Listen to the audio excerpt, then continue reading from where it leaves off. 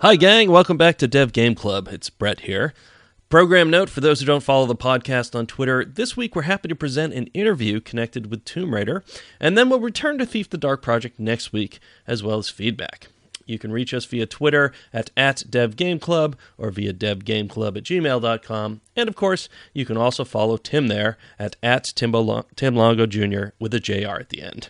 I've been back to blogging occasionally at brettduville.com and occasionally stream at twitch.tv/brettduville. No underscore in either of those.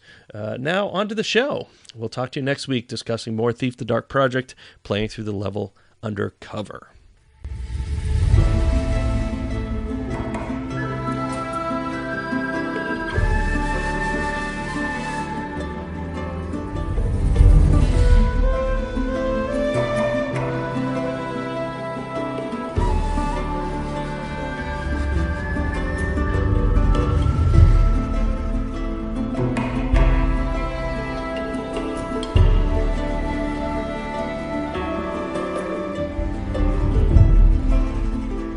Hello, and welcome back to Dev Game Club, a weekly podcast in which two veteran game developers look at games from the past to discuss their relevance and impact today.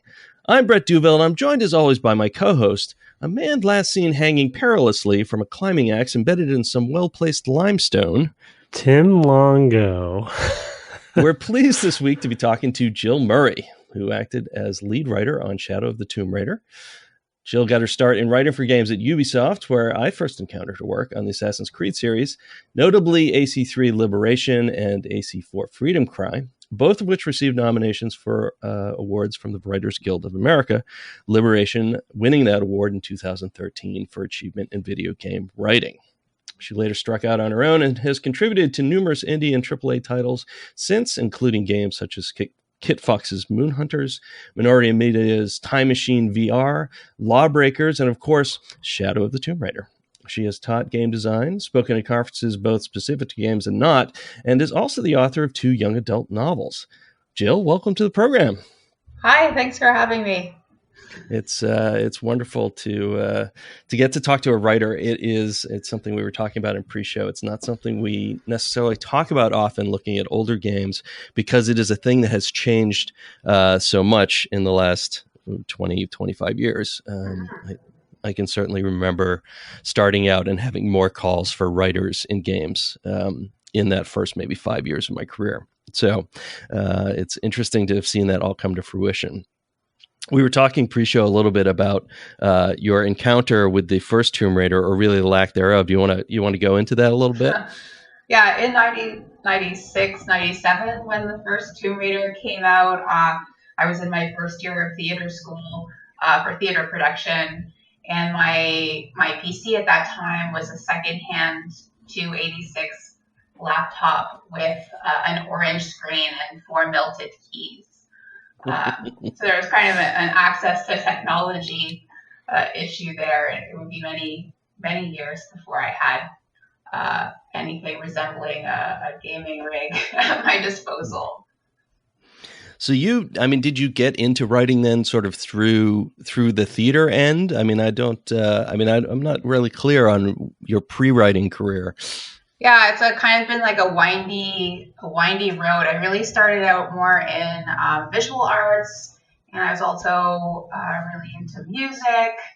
As a teenager, I wanted to make like really large scale set and costume design my life, but then I was also like, but maybe I would like to write musicals.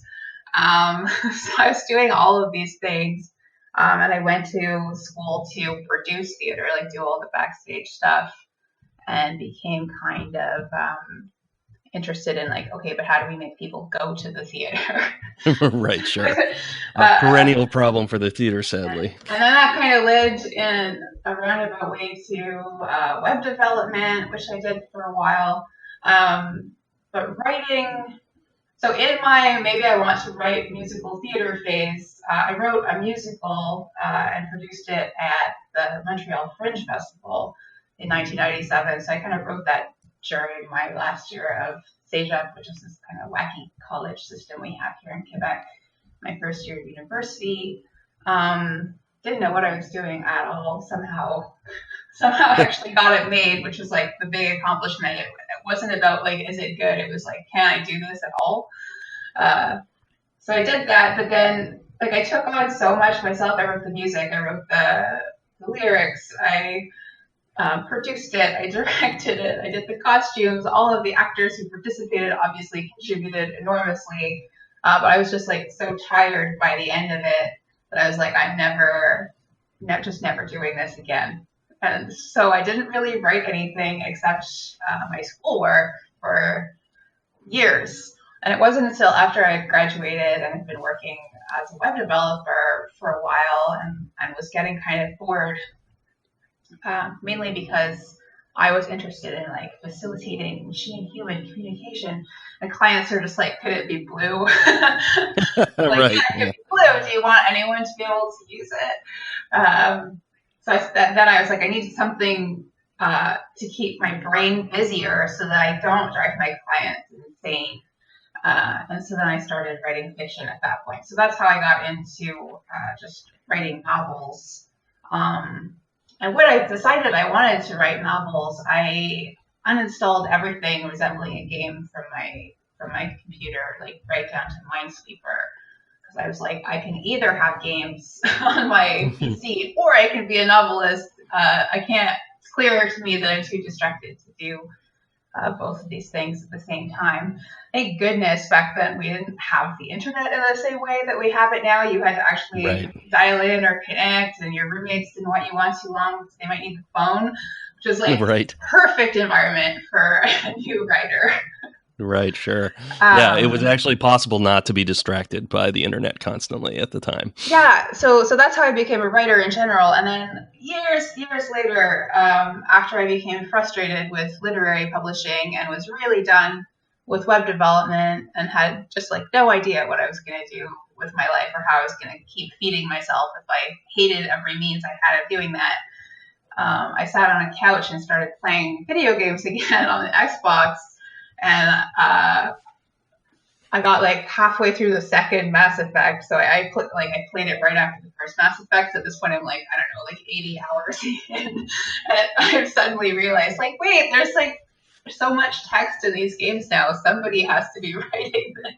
Right, sure. And then I mean, absolutely, that was a big change. I mean, that's really that. I would say that's the era where the scope changed really dramatically for writing. Yeah. So it was really late. This was 2010. I was 34. Just like sitting here being like, I'm in Montreal. Don't we have a game industry? I think I heard something like that once. Are they making this down the street? Like they were making Mass Effect 3, like just a few subway stops from my house.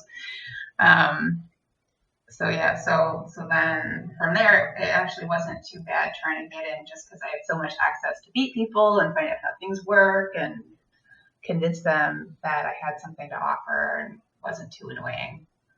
It was Anne Lemay specifically who helped me get my first job at UbiSoft. Oh, sure. I know Anne through the internet anyway. Yeah, she's now a narrative director at WB. Oh, cool.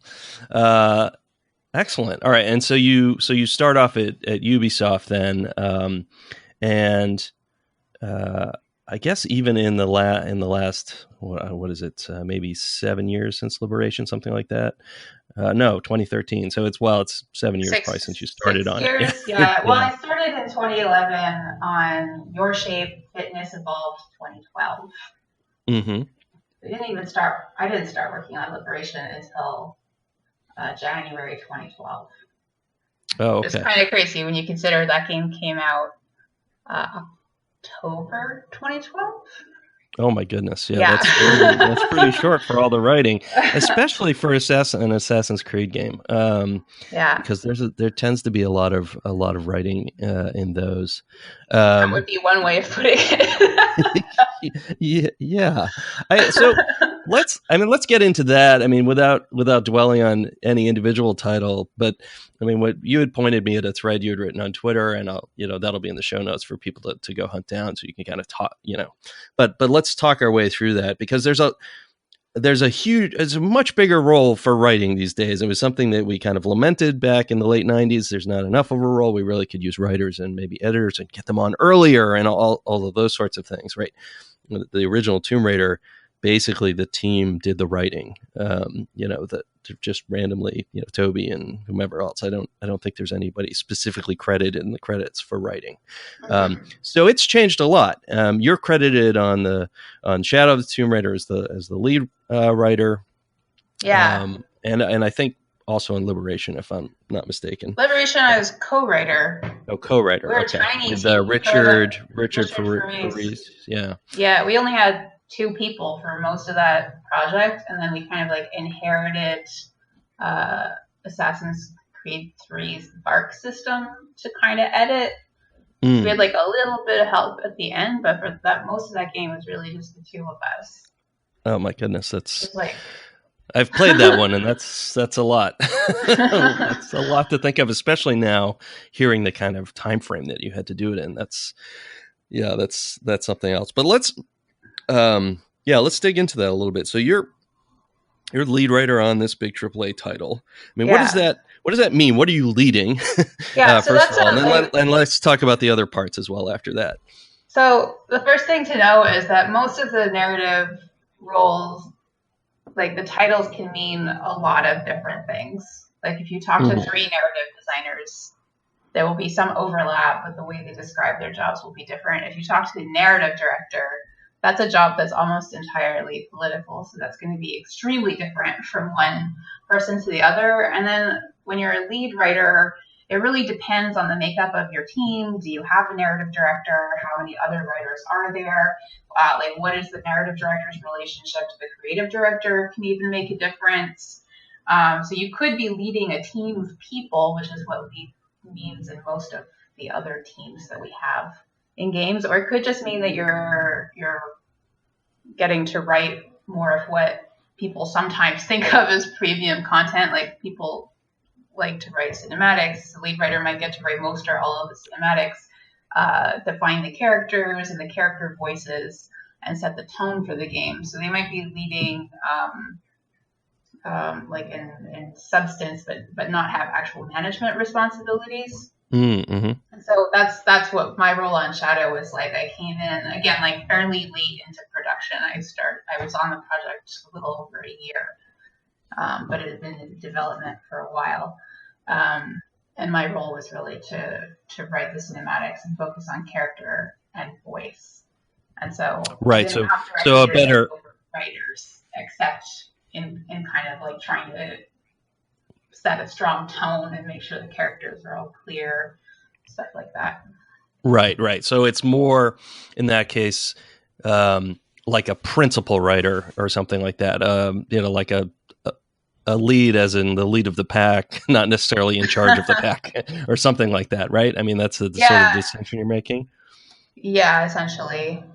Working with all the sort of all the bits. I mean, and we're gonna have to get into and what do you do all day? Because like I said, it's changed so much since we started, and now it's been a few years since I've been worked with. And actually, I've never really worked on a game where the writers weren't also responsible for other things for the most part. That's not entirely true. We had dedicated writers a bit on Republic Commando and even Jedi Starfighter, I guess. But I was at Bethesda, and the writers were also the quest designers. They just were the same thing. Oh, okay. So it's a real difference there. Let's go back to the sort of the team of writers. I mean, is it akin to like what we've heard of in TV, like a writer's room? Like, do you work together in that way, bouncing ideas off? I think that's a great idea, but there are also some reasons why it doesn't necessarily work for each production. So much depends on scheduling and how the rest of the team functions. We didn't have a writer's room kind of set up on Shadow. It was people are very kind of like assigned to their area, and the people they're mostly working with are designers rather than other writers. I see. Okay, so for like individual tombs or like objects. I mean, what sorts of things are so Yeah, what sorts? So how do they pair those up? Like what are those roles like? I'm not even sure in detail, and if I was, I probably shouldn't tell you because wouldn't be able to say. Okay, but let me think about this.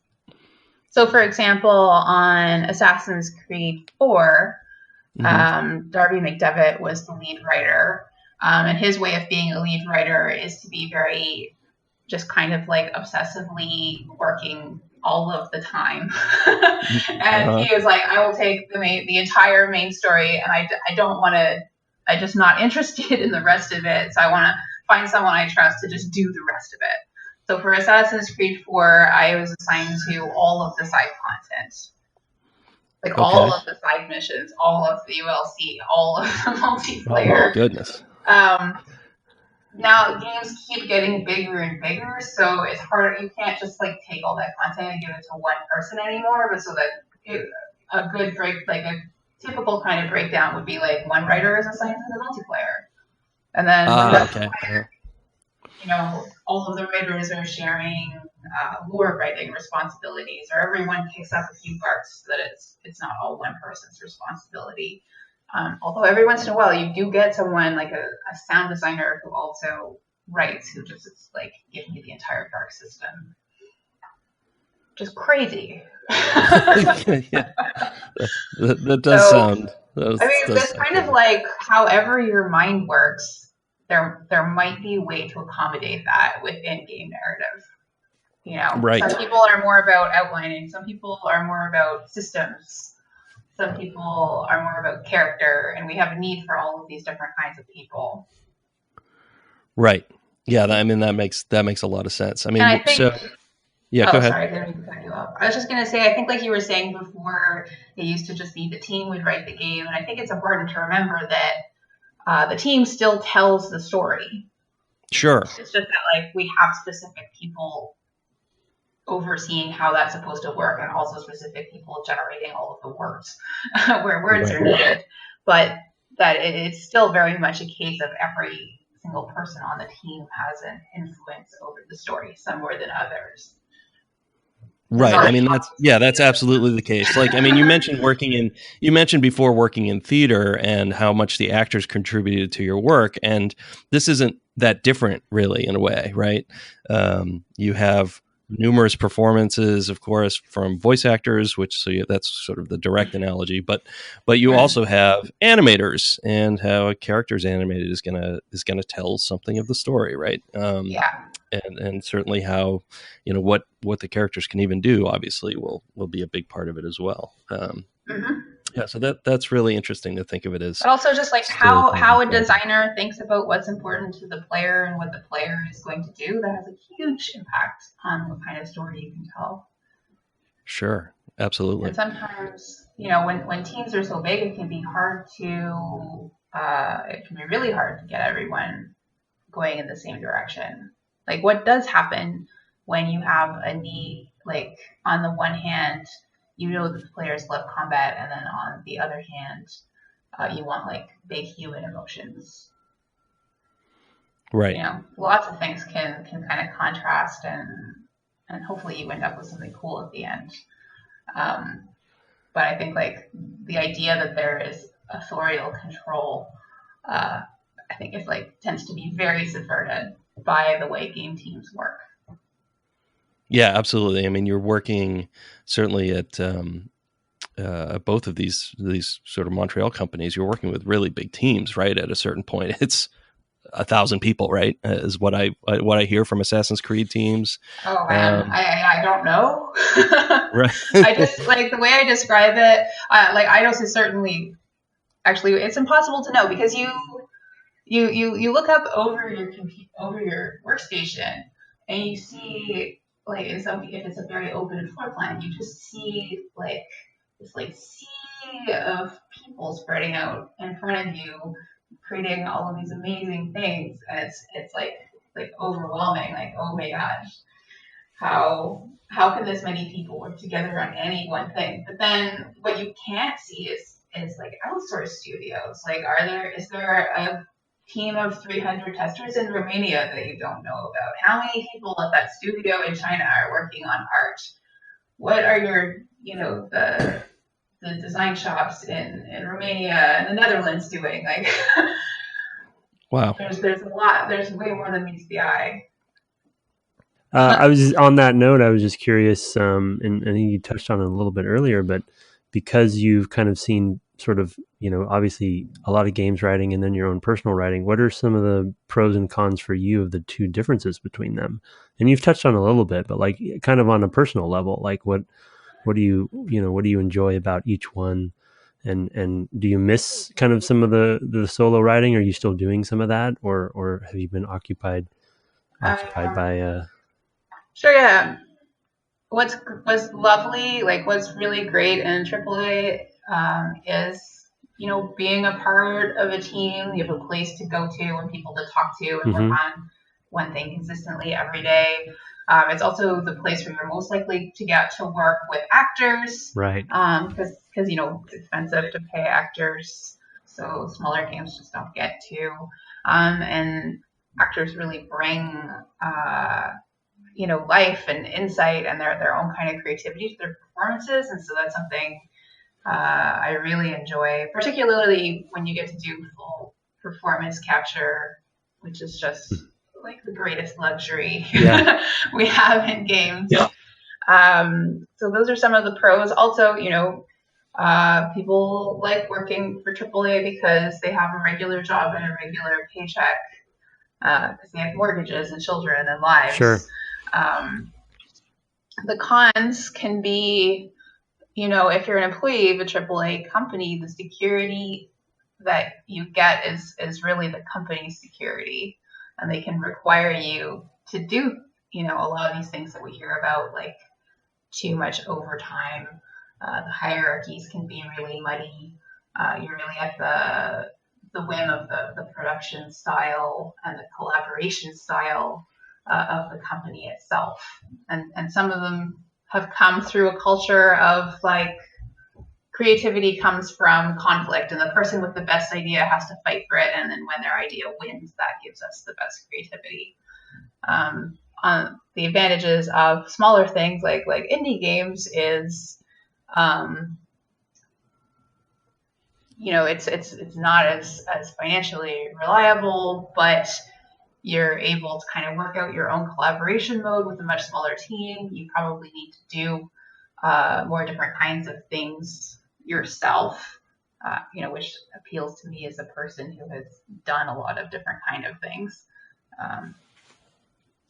The collaboration styles can be a little bit, you can include gentleness. Like, what if we do this? Okay, we'll try that. There's only 5 people to work with. You don't have to persuade investors. But you have to do a lot more with less. So it's a different paradigm. Right. Cool. Yeah. Yeah, I wanted to ask too. So I'd set it aside for the knots, but what do you do when you come in to work on a big right? Okay. I mean, so we say, you're a writer, and so presumably you write, but I don't think for non-writers, people really have a good sense of what that looks like or how that feels, right? So if you could kind of talk about like what your job's like. So really all writing, but especially game writing, has so many moving parts. It really is like for every like 10 months or a year of planning that you do, you might do 4 weeks of actual what people think of as writing. Because writing is not just typing the words, right? It's like figuring out what you're going to do, how the characters work, how the design stuff fits together. And that takes a lot of meetings. First of all, you have to spend a lot of time talking to people, developing consensus, hopefully coming up with new ideas together. And it's really only once you've figured out how all that's going to work, then you sit down, and then the writing part seems relatively easy because you already did all the hard part. Like the first draft is largely a function of having talked to everyone for so long and made so many plans. For Shadow, we had a really nice or actually rigorous, I would say rigorous system for getting the cinematics made where, after doing all of the sort of high level story planning, we would write the first draft and then sit down with the narrative director, creative director, the cinematics director, and the performance director and kind of go through it line by line, critique it, go back and do another draft, give that to storyboard artists who would storyboard it. Then we would all go through that whole process of critique again together, now with the storyboard people. Then they would turn it into what we call animatics, which is kind of like a roughly animated storyboard. So you can just pop it right in the game and see how it flows with the way the rest of the game plays. Redo that critique and redrafting thing experience. So by the time we get to the performance capture studio, we really know exactly what we need. We already know what doesn't work because we've been through 3 to 5 iterations already, and that way it's in the hands of the performance director at that moment, and he can just work directly with the actors and allow them to bring their own creative input to the scene as well. So that's really rigorous. If you think about that, that's like every single thing that is a cinematic in the main story for that game has been through like 3 to 10 revisions. It's been critiqued by like up to 12 people. Right. It's a lot. So when you're like, what are you doing? It's, I'm like, well, that process is just that is very time consuming. Right, yeah. Absolutely. Because I mean, essentially each stage of that game, the further you go in, the more expensive basically it gets, right? Is that at each stage you're starting to produce more stuff. So you want to make sure that by you're getting to the end of that process that you've really thought it out and you're doing the right thing, because you probably won't get to do it again. And it is not always like that. I have worked on other AAA games that shall remain nameless, where sometimes something like a first draft was just taken out of a folder and taken directly to performance capture. Oh my. Yeah. Sometimes it's very seat of your pants, depending on, and the further you get from the main storyline, the more likely things are to be kind of like rushed like that.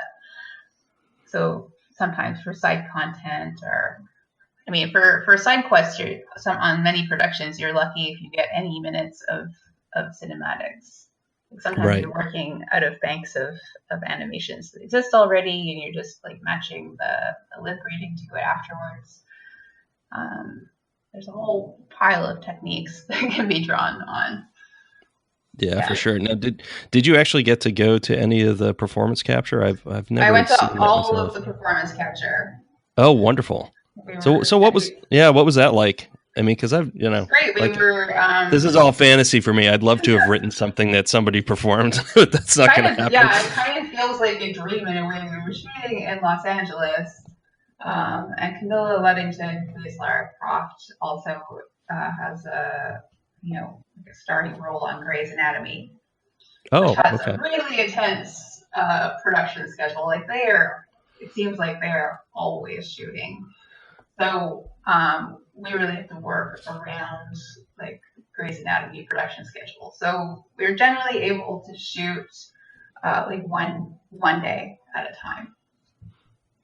So we would fly out to Los Angeles with like our 3 to 5 scenes worth, depending on how long they are, and shoot for one day with our actors, which required an enormous amount of organization from our production coordinators, especially Virginie, if I can give her a shout out. You have to like at the last minute figure out, because you don't find out their schedules until the last minute. So maybe it's like Monday and you just found out you can shoot on Friday. You're in Montreal and the shoot is in Los Angeles, and now you need to figure out which scenes are ready and which actors can you get and how are you going to coordinate it so that you get as much done as possible in that day. So we do that, fly out there. I've already described how much work we did on those scripts, but invariably, if I kind of like looked sideways, across the row of seats, and my cinematic director, David Hubert, was sitting there, invariably I would see him spending the entire 6-hour flight going over the scripts again with red pen. Yeah. So we would land, have dinner, and then go over the scripts again. So then often I would be maybe doing edits at midnight LA time, which is at that point 7 million o'clock at night Montreal time. Yeah. Get up at 8 and then go to the studio, do a full day, and then fly back. Or in my case, I would usually try to stay in LA at least for the weekend. Yeah. But so in the studio, so you have to be super organized because you're just kind of conscious that every single second you're spending who knows how many thousands of dollars just by being there. Because there's a full crew of people in there to move props and scenery around and set up the lighting and take care of the cameras and make sure all the data capture is right. And people have to be fed and put in their mocap suits. They kind of look like those scuba suits with the reflective balls. Right. The makeup person has to be there to put all of the dots on everybody's face in exactly the right spots so that their head camera captures the face correctly, so that it all gets turned into data that can be used as quickly as possible once the shoot is done. So then so my role on set is really to just observe and try to stay out of the way as much as possible. As a writer, I do not want to be opening my mouth during performance capture unless I really have to, and then at that point I'm not talking directly to the actors. If I can avoid it, I'm talking to the performance director so he can talk to the actors, because managing that relationship between the director and the actors is of paramount importance. So usually we do maybe a read-through at the beginning of the day, find out what the actors' questions are. They'll do a few run-throughs of the scene right on set and then go directly to shooting. So you might work on one scene, depending on how complicated it is. It could take maybe an hour or a few hours to do all the takes for the one scene. And we're usually trying to capture slightly different reads so that, depending how it all comes together later, that we have a few options. Right. So basically, it akin to filmmaking, that you have an opportunity to edit. You can pick this one or that one, right? And Yeah. Well, so the full performance motion capture, you're in a room that is 360 degrees full of cameras from floor to ceiling. I'm not sure how many there are, but it's at least a couple hundred cameras. And so usually, because, through that storyboarding process that happened, they have an idea of which camera angles they want, but we have the ability to kind of do the cinematography afterwards. You're capturing the actors from every single angle all at the same time. So you get to kind of, that's one advantage. Yeah, you get to play with it more. Way. Yeah, that's kind of interesting. I hadn't thought of, that's a really great way of putting that you get to do the cinematography afterwards. That's a really fantastic way to think about that. Not something I thought about before. Wow. I'm probably misdescribing it in some way because I do not come from film whatsoever. Sure. But that's kind of the basics. Well, yeah, I mean, but even so, right? Of course, you've worked in theater, and you're very limited in effectively the camera there, aren't you? Right. And Tim's got a theater background as well, so you guys have that in common. Tim, you want to pipe in? I know you're more present now. I feel like I'm dominating the conversation. I'm just listening and fascinated. Yeah, and well, I mean, I was going to shift gears. I don't know if we have a natural spot to do that, and I overheard a little bit of it when I was breaking up early on. But I kind of wanted to ask about Tomb Raider and Lara specifically, with if you had any And I know, say what you're comfortable saying, obviously with the game being out and such, with NDAs and stuff. But just from a writer's perspective, writing her and maybe some of your personal perspectives on the character, and because obviously for this series, playing the first game, we talked a lot about that character's influence on pop culture and and the evolution of the character over time. Full disclosure, which you probably don't know, Jill, I worked on the original reboot, the first in the trilogy, so at Crystal. So so I have some background too, but I'd love to hear sort of like what it was like to write for the character a little bit, and just more from a we don't have to get into details, but just from a personal writer's perspective, and what were some of the challenges there, and cool things about it, or what have you. So maybe a bit of a broad question, but yeah. Sure, yeah, I love writing Lara Croft, and I think for this, for the this final chapter of the trilogy, with it moving to a different studio, which is like how I got the opportunity to do this in the first place.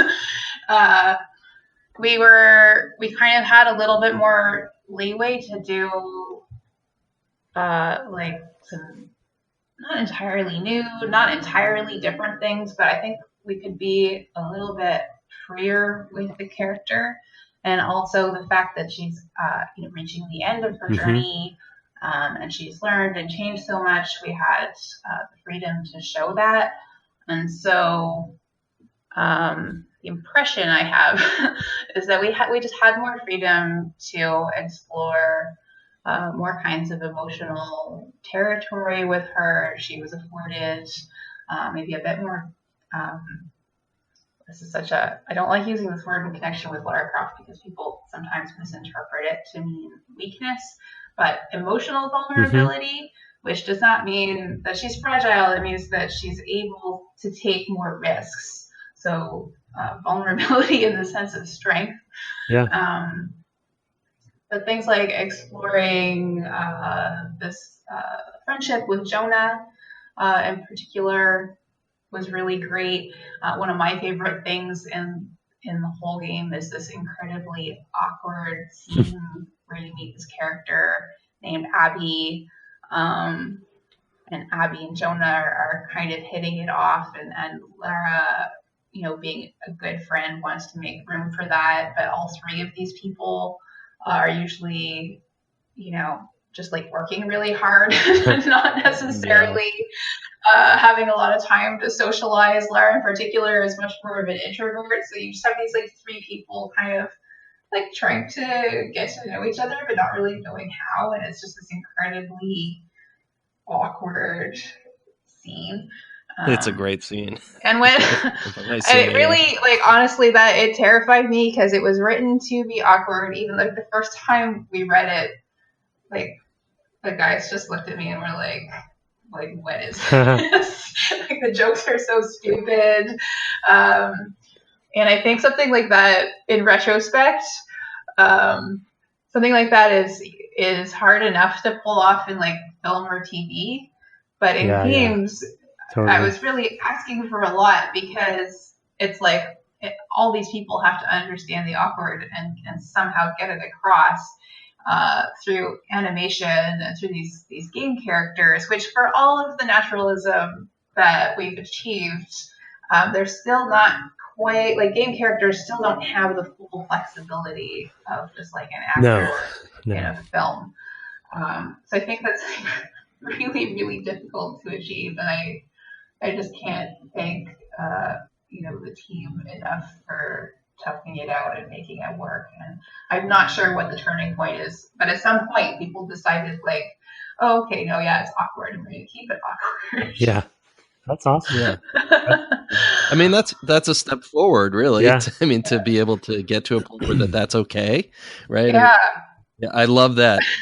That's one of the things that we're broadening, right? I mean, you look back at Lara 20 years ago, and she's just constantly on badass mode, right? I mean, she's and this is true for most video game characters, and there are a lot of characters we can't even create or even think of working with skill because the first command is badass, and people are really insecure about whether it's badass enough. And I've had whole ideas rejected, like, I don't know, it's just not badass. You have to make it more badass.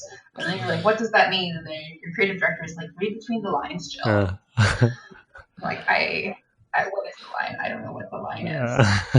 Yeah. So that was actually, yeah, pretty familiar. It's like, I think that represents, that one awkward scene represents genuine progress in the video game. Yeah, I think it's great. Yeah, no, I mean, I'm not saying that with any, I mean, I absolutely do. I'm not being remotely disingenuous, because I do think that I think that one of the things that holds back the medium is when we're not human enough, like when we're simply one note, right? And that's certainly a limitation 20 years ago of the technology, and really the amount of effort you could put into things. I mean, you just didn't have the budget for writing and things like that. And so it was like, well, what can we do? Basically first draft level kind of thinking about the character, right? I mean, not even first draft, like I said, one note. And so I do think that added dimensionality is like the huge step forward that we're making, particularly starting in last gen and into this gen. So of the hardware. So yeah, no shade thrown. I think that's fantastic. It is a great moment. Well, I think it's also required because, I mean, Brett and I talk about this a lot, but the expansion of the industry and the medium and the business of it, you know, over the years for Brett and I, it's been over 20 years, and you know, the audience has expanded and changed so much that I think for the medium to survive and evolve, you have to start changing things. You have to start, you know, bringing new people in and expanding that out, because that one note will just won't sustain. You know, it won't. It would be a dying industry if that were the case. And I think scenes like that, you know, are exactly what the audience is looking for. They just don't know it, you know, and you realize it over time, and then the more and more of that happens. So kudos to you for pushing on that and fighting for that type of thing. That's great. I feel like the way things are going with community, I think, is going to keep gaining importance and kind of like overtake marketing. But one of the things that gives us creatively is kind of much better knowledge of who we're making games for. Yeah, good point. Because you don't want to just give them what they're asking for, because they don't know how to ask for what they don't know about yet. But you want to know them well enough that you can give them things that will surprise and challenge them. Yeah. And that's a really tricky thing, and it's also like a really just beautiful way to pursue the art. And I think that maybe more than other kinds of art, games are not for and about you. They have to also be for and about the player. And theater discusses that concept a lot, like who is the player and is the audience a participant, and how does the work change based on who's in the room. So I see games and theater as being connected that way. Yeah. I think we have like a lot still to learn internally about how game story works and what its function is and what makes it good. And personally, I think that game writing in particular is like it's like Gatorade. Like Gatorade is a beverage that is only supposed to taste right while you are doing exercise. Right? It has a purpose, which is to restore your electrolytes and keep you from dying while you're playing soccer or football or whatever it is that you're doing. And I think similarly, game writing shouldn't make sense while you're not playing the game. Yeah, that's a great point. Yeah. Yeah. Like you shouldn't be able to look at it and go, that's great writing. It should only make sense while you are trying to like scale a cliff and get that collectible and level up your character and feel a sense of personal accomplishment. Yeah, that's a really excellent point and well made. Game writing is like Gatorade. You heard it here first. Yeah, I was like, where? And maybe only heard that one before. No, never heard that one, and I was intrigued every moment you were saying that. Where's she going with this? This is really interesting. I think this is like a thing that I've had in my head. I don't think I've said it. I don't think I've done this out loud. Yay! Breaking. Probably tell that story and you can take credit. Breaking news on Dev Game Club. Yeah. In fact, it's a good analogy because, and I actually have. My wife also is a theater, and she's also a writer. And we have this debate a lot because she reads scripts like crazy, and she's a big reader of theater scripts, and I tend to not be, and I actually have a hard time. There's a certain aspect of what you just said for theater for me as well, because seeing everything together, because I'm more on the directing side, though I've done acting too, and I'm not a writer. And so for me, I need to sort of see the whole production in my head more than just, and she's really good at reading the script and seeing it that way very quickly. And I kind of need every piece in that same way.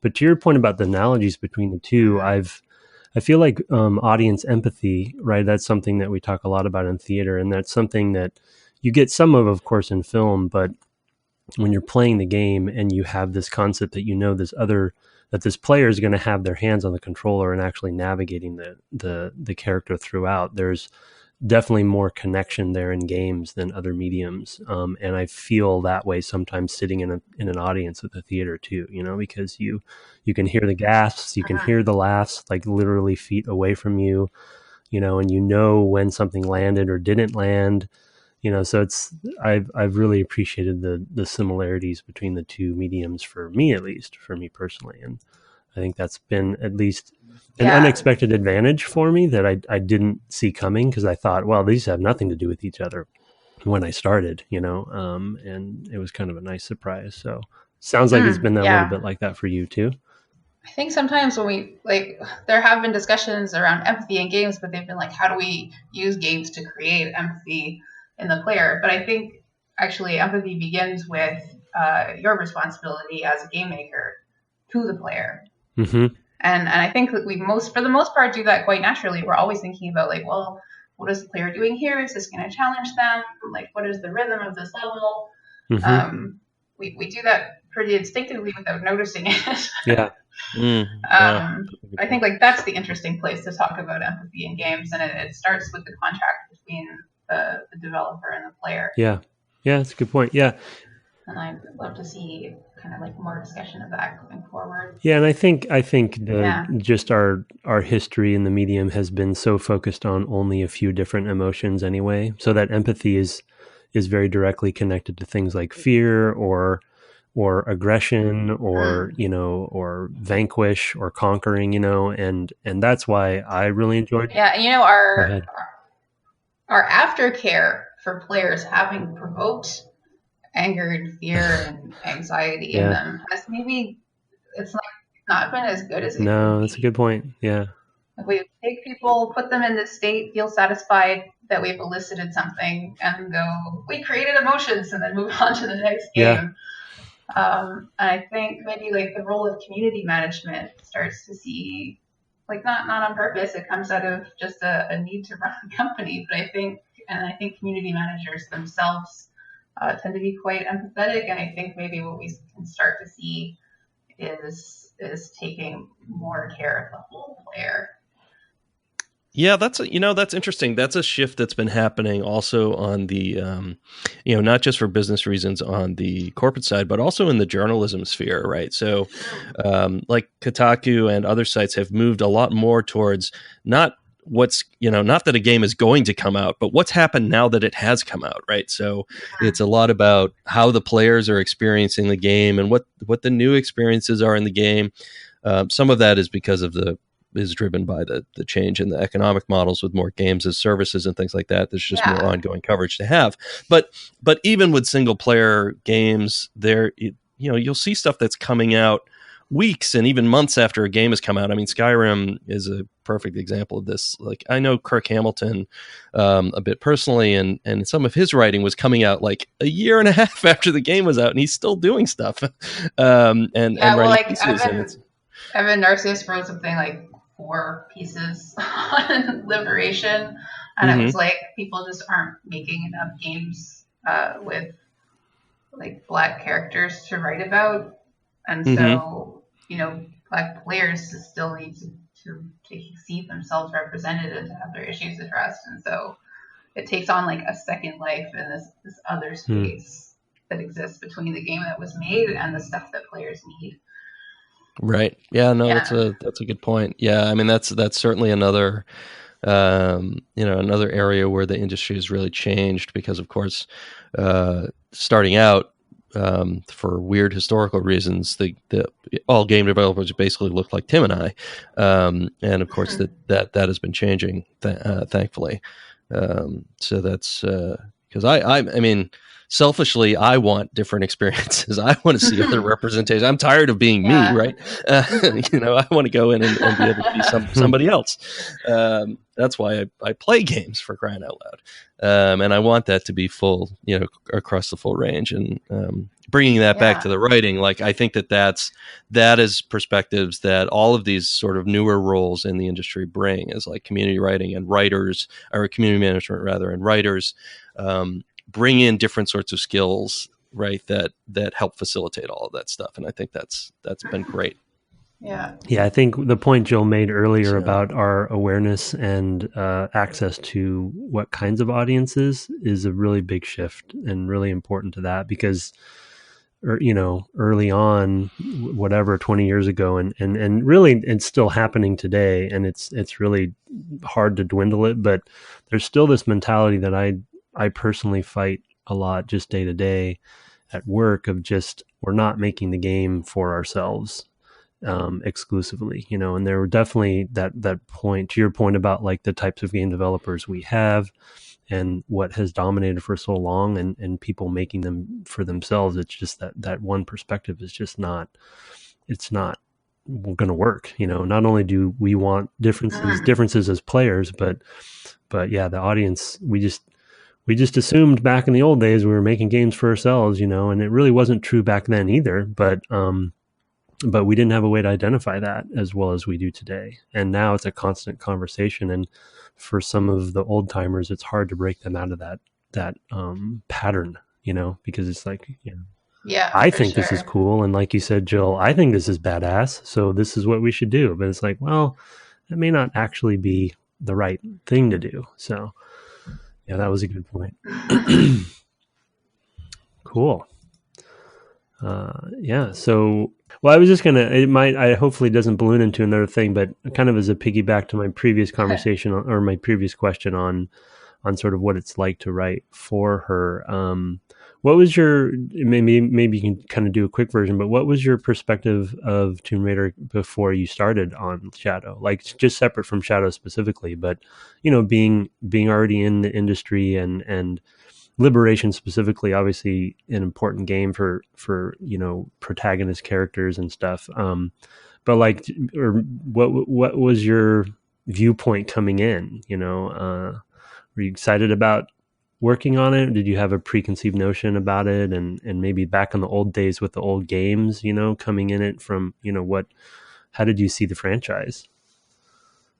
So I understood the franchise like as a player primarily through itself. Like I played the previous 2 games and Blood Ties. Also have like an awareness of Lara Croft through the ages, and probably one of the things that I like most about her is just that this is a really she's like a character archetype that can accommodate many different expressions. So you can explore what Lara Croft is through different iterations and different franchises, kind of like you can with like a James Bond or a Batman. We certainly don't see too many other women characters who've reached that status.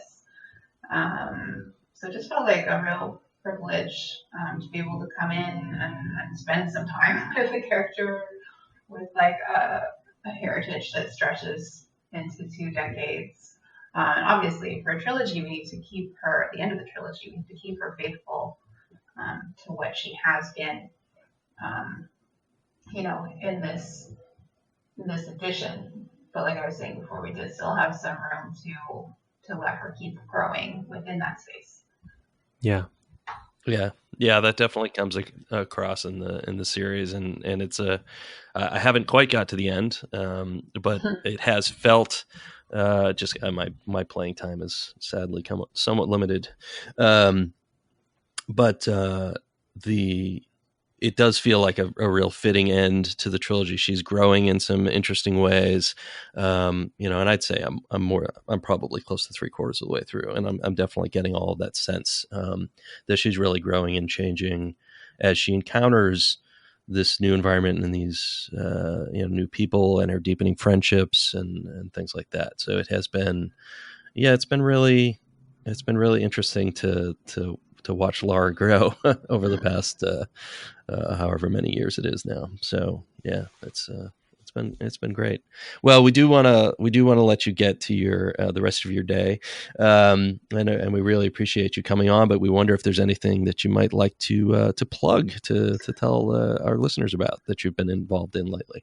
Of course, a team that I work with that I love, just last week at QGCon announced the new game that they're working on. Bloom Digital announced Later Gators, which is a dating sim that's kind of like DreamDaddy meets Golden Girls. So you're dating in a senior's residence. That's amazing. I'm going to be writing kind of like a weird special episode for that, kind of like how Star Trek The Next Generation used to have holodeck episodes. I'll be doing the equivalent of that. That's cool. For Later Gators. That sounds amazing. Also helping out just a little bit with Kitfox Games Boyfriend Dungeon. Mm-hmm. Where you romance your weapons. I love that. Is such a great concept for a game. So I'm so thrilled by that. It's just so obvious. Like, it's the most tenured short Kitfox Games thing I've seen them come up with yet. Like, they're starting to arrive at a very pure distillation of who they are as a team. And then I also have an essay coming out in a book that was edited by Meagan Marie, and then the book is Women in Gaming, 100 Professionals of Play. And so there will be interviews and essays from a range of women involved in all kinds of aspects of gaming. I think that'll be really interesting. And I cool. Yeah, I look forward to that as well. The Chainsaw Manifesto. So puzzle over what that means. Yeah. I love manifestos. I look forward to reading. That's all great. Right. Well, thanks so much, Jill, for joining us. Have a great time in Shanghai. You're jetting off to speak somewhere, and that's awesome. Have a great time. And shout out to the Chinese Independent Game Developer Association conference where I will be speaking in November. Yeah, that's great. Awesome, terrific. All right, well, yeah, have a blast. Thanks so much, and we'll talk. Thanks, to you soon. Jill. All right, thank you.